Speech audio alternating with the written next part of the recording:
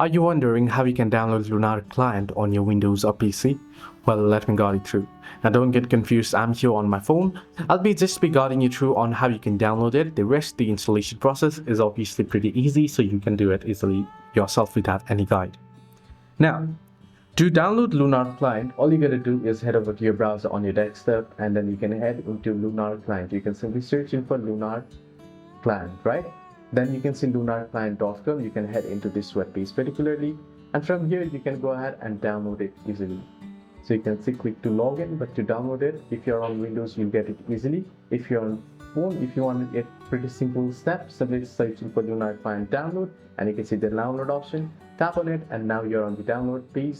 You can see Windows, you can see Mac OS, you can see Linux. So all you gotta do is tap on download, and it'll start downloading right away. And once you have downloaded it, you can install it.